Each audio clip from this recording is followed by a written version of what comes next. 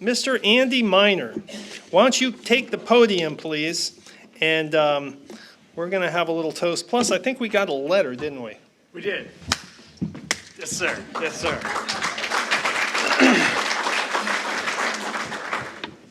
Oh, I do love being back up here. Wait a minute. It's just intoxicating. No, I'm very humbled to be able to represent the club for the year. Our club won Club of the Year. It is the culmination of several different leaders and times of how much work Rita put into the application, Sharon Barnhorst and all the application, all the work that Neil had done in years past, and Gilbert before that as president. I feel very fortunate to be just the representation of the club for the president for that year. And so we received a letter this week in the mail from Congressman Vern Buchanan. I would like to read it real quick and then we'll do our toast. Dear Bradenton Kiwanis Club, I am proud to extend my heartfelt congratulations to your club on being named Club of the Year at the Florida Kiwanis District Convention. This well-deserved recognition is a testament to your unwavering commitment to service, leadership, and strengthening for our community.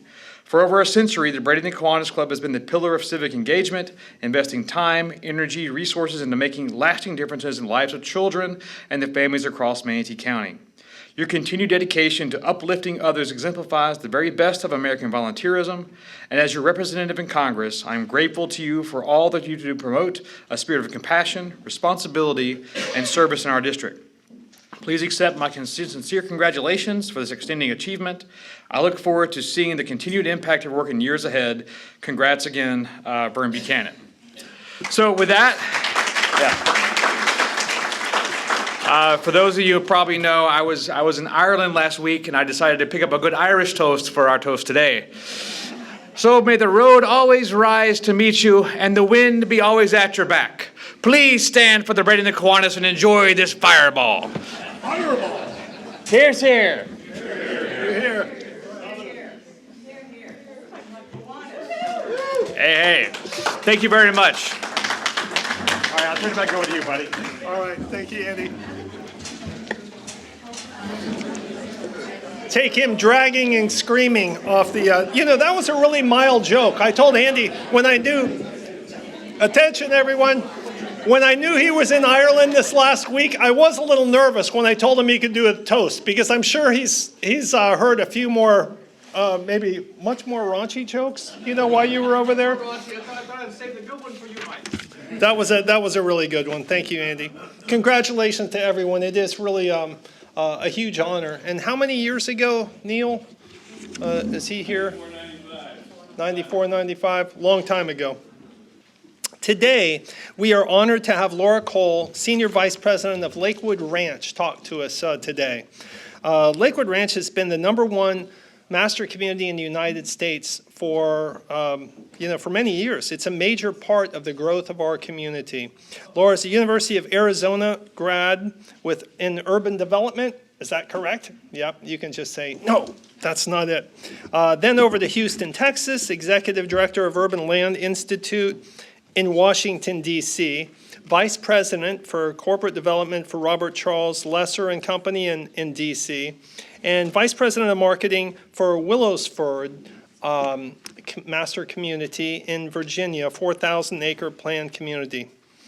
Lakewood Ranch and SMR communities since 2016. Lakewood Ranch is #1 again that I saw this year, okay, in the United States. We know where they are. We welcome Laura to the stage. Laura, please join us.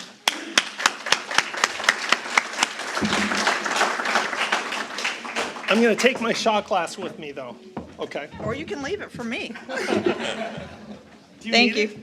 I may afterwards. I will say that is the first time I've ever preceded a presentation with a shot. So you'll have a warm place in my heart.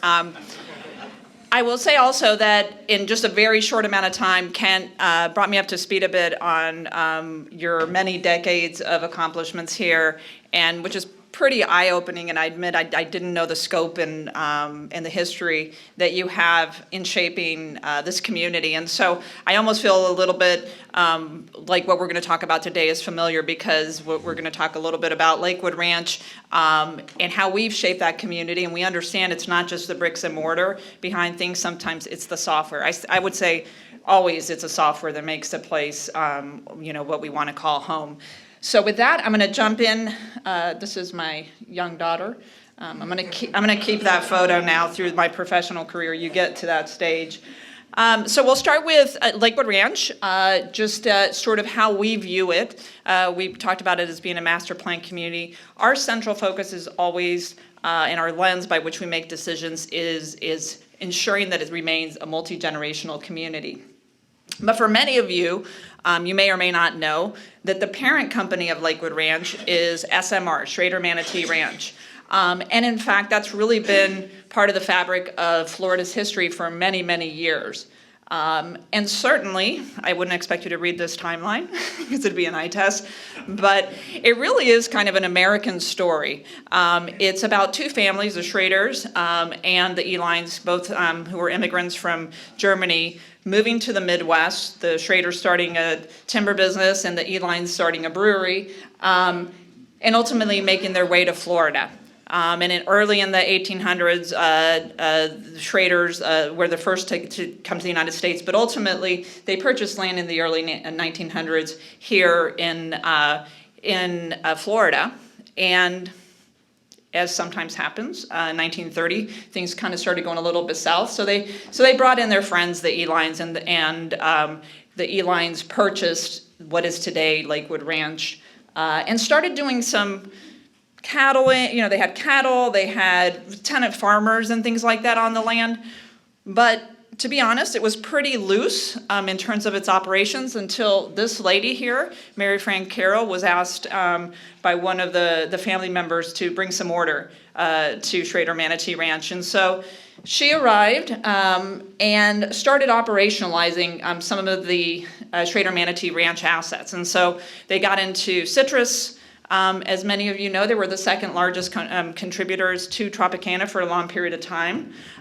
We got into farming, and we got into shell mining. And so it's before Lakewood Ranch was Lakewood Ranch, there was a company here who operated many different operations. And generally, things were going pretty good. Mary Fran had things kind of going. She started finding people to manage these businesses, and they started making money. And then what started happening was people had opinions about where Lakewood Ranch is today, Schrader Manatee Ranch. And even with I-75 being planned, there was a thought that anything east was really kind of the hinterlands, and that perhaps that's where landfills should go, or maybe an airport. So for a good amount of time, there was conversations about an airport coming out here. And Mary Fran didn't take too kindly to it, and the family finally said, hey, let's quit being in a defensive posture. What can we make? We know that this has value. We know I-75 is coming down, and this area is beautiful, and people will want to live here. And so that was really kind of the advent of Lakewood Ranch. It was, something's going to happen to us, so let's try to shape our destiny. And so to that end, they moved into real estate development. They decided to move into the master plan community world and develop a community that they could be proud of. And I always start with what we are and what we're not, because I find there's a fair amount of misinformation in the marketplace, but you guys are probably more familiar than most just because you live here. But essentially what you see there are, for the most part, the boundaries that have been there for about 100 years. We have two adjacent properties that were family partnerships that we brought into the fold recently. But we call this a family legacy community. It is a place. It's not a government. We don't have any jurisdiction. We don't have a master HOA. So if Sandy calls me and says, hey, there's a crazy kid on an electric bike, can you do something about it? And people think sometimes we have jurisdiction. We do not. We do not have those type of powers. It is a place. We started, and we really start every planning effort. I always say we start by planning, not selling. But we started from the very beginning with a notion that, hey, we are entrusted with basically, 55 square miles of land here. We don't have to develop everything because we have the privilege of owning the land at a very low basis. And so the first thing that they did, the owners, and ultimately what we do every time we go into an expansion, is look at what we are not going to develop. And so this was the original framework, the greenways, the wetlands, the waterways, obviously stormwater management, but also some of those shell mines, they ended up becoming lakes for us. And then we said, let's just put some of this land into conservation into perpetuity because it really is representative of old Florida. And quite frankly, the family has enjoyed that Heritage Ranch, which is in the southeast parcel. So between Southeast Ranch is about, or Heritage Ranch is about, gosh, it's about 2,000 acres. And that's about the size of a University of Florida campus, by the way. So for a sense of scale. But that and Long Swamp just to the left of it and to the north, the Braden River Mitigation Bank, those are going to be in conservation into perpetuity. So the next step in terms of how the ownership views the planning effort in Lakewood Ranch is how do we find connections, right? So once you've put aside all the places you're not going to develop and you're going to hold true to that vision, how do you design around connections and convenience to make sure that everything is accessible to folks? And then, how do you pay for growth? And that's a big debate right now out there. We use something called the Stewardship District, which is a financial tool that allows us to raise money over a long period of time for 30 years. And then every person that moves into Lakewood Ranch, into that particular area where infrastructure is being developed, pays their part of growth. There's also an operations and management budget that allows us to maintain the standards in Lakewood Ranch, again, into perpetuity because that's a funding mechanism that keeps going. So we like to say we think we have a financial model that really pays for itself. We have an organization through the Stewardship District that will fulfill our promise in SMR long after we're gone in maintaining those standards or continuing to evolve the community. And then finally, we have always been kind of at the forefront of water conservation, and this is something that Rex, our CEO, is just passionate about. We have our own utility, the Braden River Utility, and that was sort of at the forefront of using recycled water because our area is actually pretty vulnerable in terms of saltwater intrusion. So that's something that we feel very strongly about. And after we think about all these things, you add the arterials, and the homes and the businesses. So that's a bit of sort of the planning framework that we use.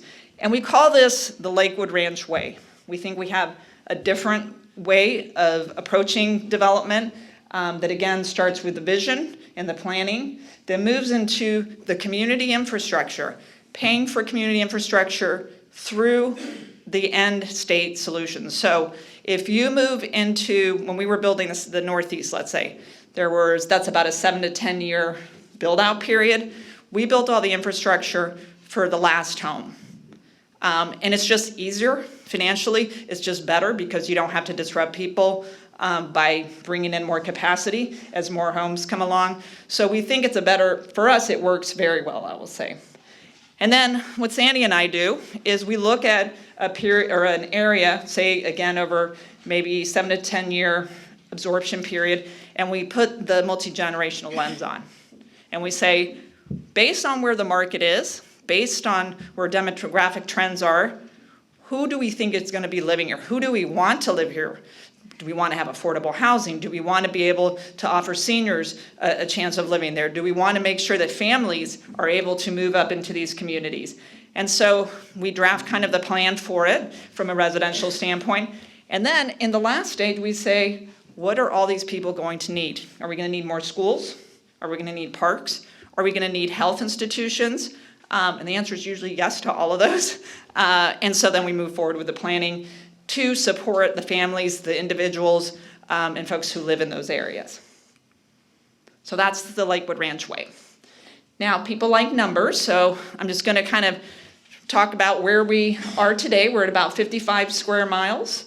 Our original vision and master plan called for 40% open space. We're at 46%. So we're almost at 50% of Lakewood Ranch being dedicated to preservation and open space and recreation. We are planned for 49,000 residential units. We're planned for 6 million square feet, and we're pretty much sold out of all of the commercial space. I'll talk more deeply about the residential because that shapes a lot of other things.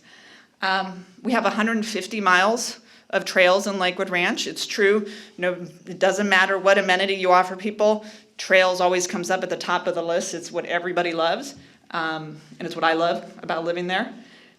We've built more roads than I think probably this county and certainly Sarasota in the last few decades. We've built 57 miles of arterial roads, and overall we've built almost 500 miles of roads within Lakewood Ranch, again using that financial model. SMR through CDDs and through the stewardship district has invested almost $1.28 million in master infrastructure. And in 2024, we had, if you took all of the property in Lakewood Ranch, it would be valued at about $15 billion.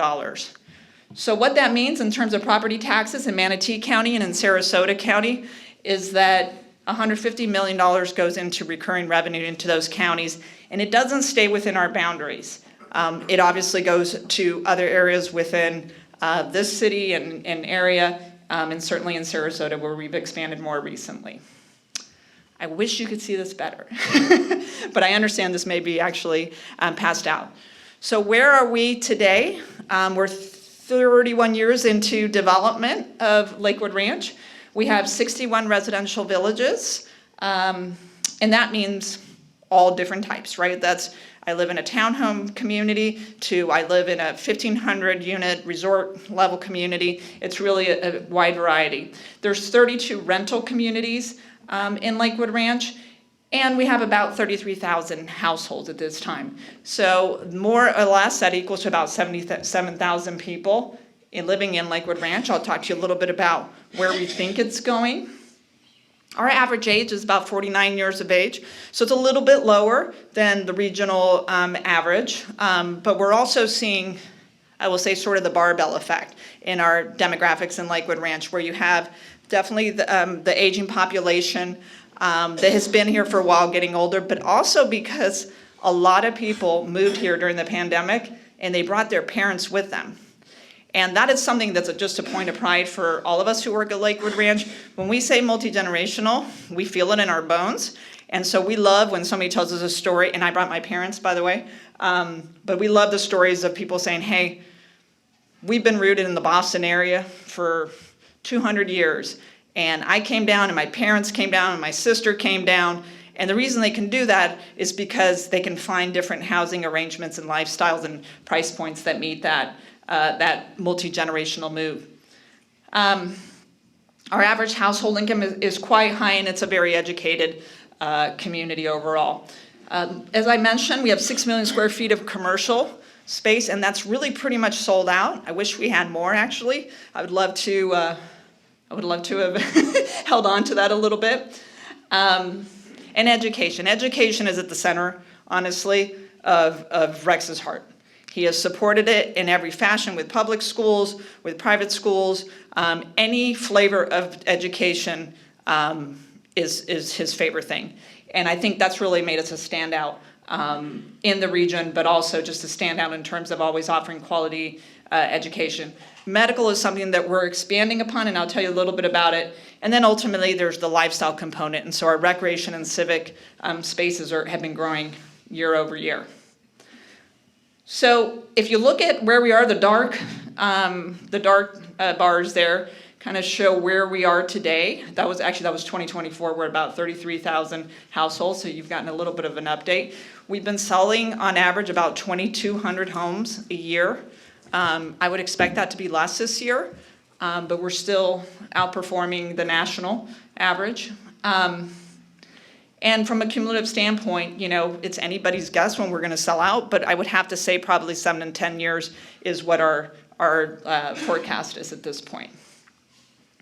And this is a little bit more detail than you probably need, but this is the for sale side of things. So if somebody asks, where are you in your residential build out? We're at about 67% through the full inventory in Lakewood Ranch. If you ask me, can I buy residential land? I don't have any more to sell. So everything is committed in Lakewood Ranch at this point to builders, and they're either actively selling or they're in the planning phase of getting a community up and running. The lighter the blue, the newer the areas. So we can talk a little bit about that software, because that's my favorite subject, and what makes Lakewood Ranch unique and why people move here. And you could say this about Florida. Nobody moves to Florida to sit in their home and have a lesser experience than where they came from. So it's first and foremost, people come here really to elevate their lives, to improve the quality of their life, to do something a little bit different potentially. And so the question is, how do we facilitate that? And the fact is, we start with always the land. So we care for the land in our community, and we're always thinking about what's new, who's coming here, what demographic, the demographic that's already here, what are their needs? How do you keep it vibrant and full of life? And the reality is, ownership matters. We've had 100 years of stewardship of the land. We take that very seriously. My board of directors is a family that started, in fact, most of them were here on day one when they were planning Lakewood Ranch. And they take this very seriously. They take their legacy and what they've seen in Lakewood Ranch very seriously. So they're always kind of looking at the long view. We will continue to be committed to open space. So now, sort of knowing where we're going to end up, there is always a commitment. I can assure you that we're going to be at 46 or above in terms of committed to open space. And we're going to continue to be committed to the standards. So when you move to Lakewood Ranch and you buy in the stewardship district, again, has that continuity, you can pretty much be assured that it's going to look the same, if not better today than it is tomorrow. And I know that because I used to do studies on master plan communities. And when I came here, it was after the housing downturn, and I was shocked that there wasn't deferred maintenance everywhere. Every community in America that I had seen was impacted by the housing downturn. Budgets were pulled back. Lakewood Ranch stood tall, and I think you can expect to see that moving forward. It has a good model. The other thing we've talked about is making a complete community. So during that pandemic, we talked about we started noticing a gap in our services. A lot of families were moving in. We needed to accelerate the schools. A lot of our seniors that were already here were needing additional housing, and then we saw new seniors moving in at a higher pace. And so we've been able to accelerate a few schools. I'm happy to say that the new Manatee High School in Lakewood Ranch is I guess got confirmed yesterday or over the last few days. And we're building a continued care retirement community to allow services to seniors all the way through end of life. And so, although we talked about the Lakewood Ranch Way, what we always mention to people, and why I think it's a little bit unique than other places, is that we think of the layers that one experiences when they buy in Lakewood Ranch. And that layer is, you definitely don't start with, I want that house. Because I'm going to be honest, you can buy that house in 15 other places within a probably 200-mile radius. So we never really start with a house. We start with, what do you want to do? How do you want to improve your life? Where are you in terms of life stage and affordability? But there's so much to do outside of the villages, and that's something we really focus on. And I should say we also focus very deeply on the understanding that Lakewood Ranch is not an island. We don't have a moat around us or really walls.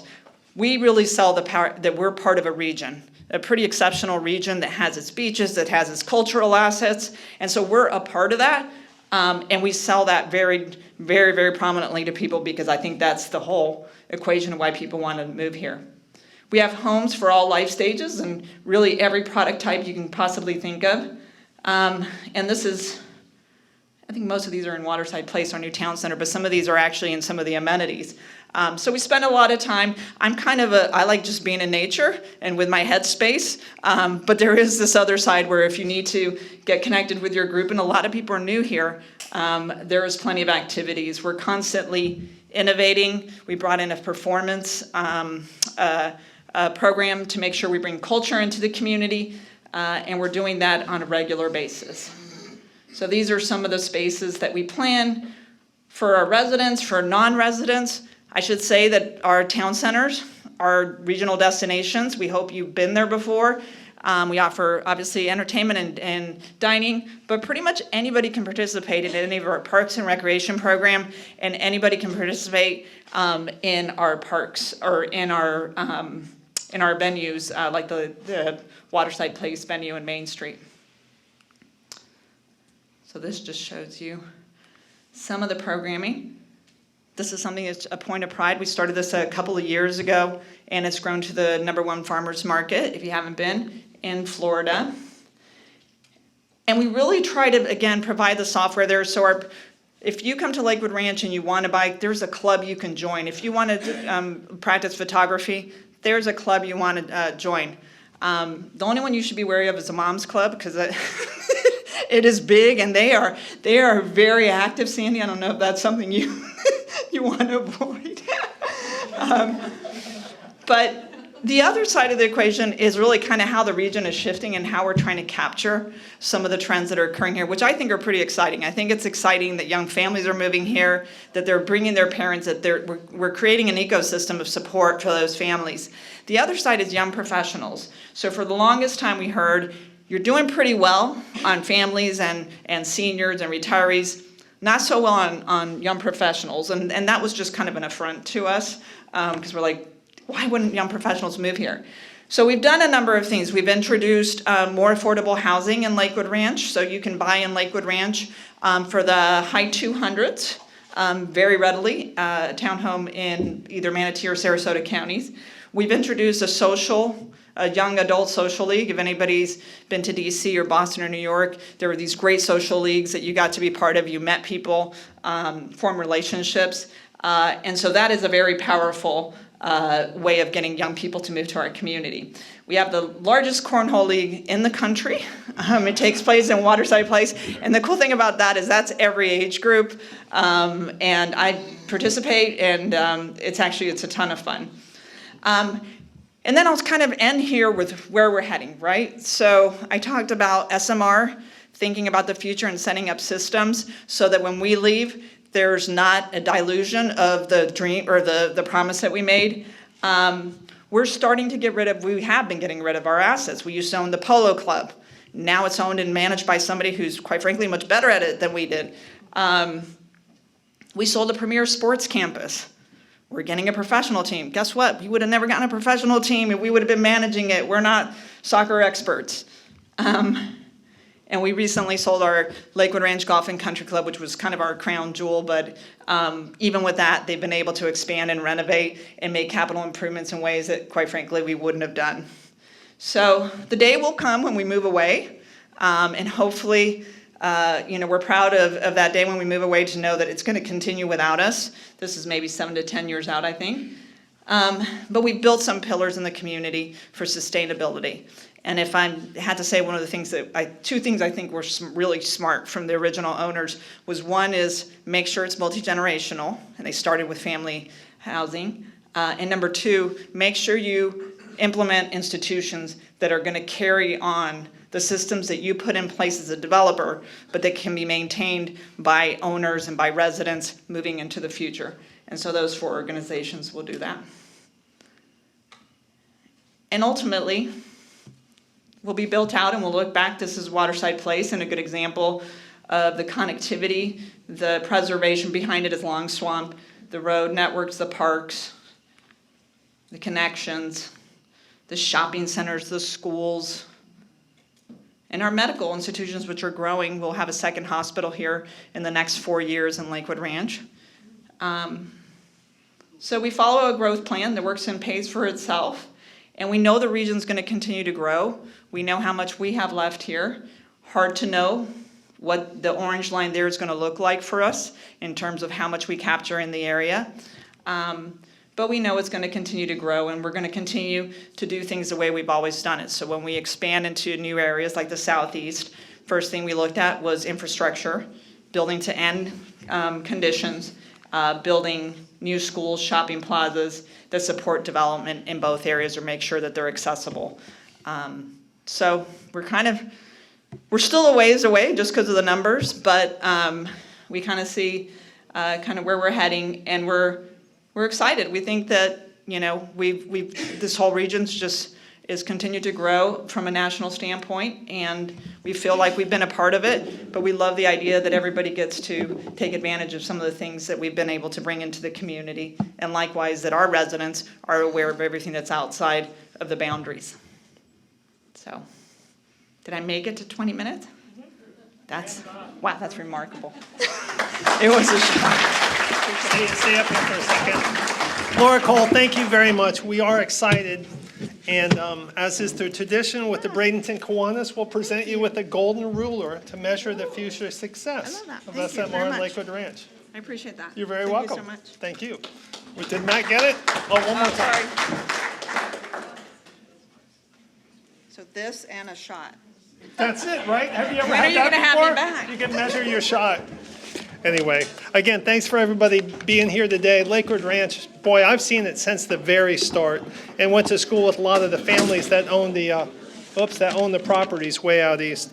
Next week, please join us. Steve Park, Manatee County Emergency Support Group, will be here for a very informative meeting. Dr. John Mullis will be leading because I'm taking off to Wisconsin for a week. So I will see you the week after that.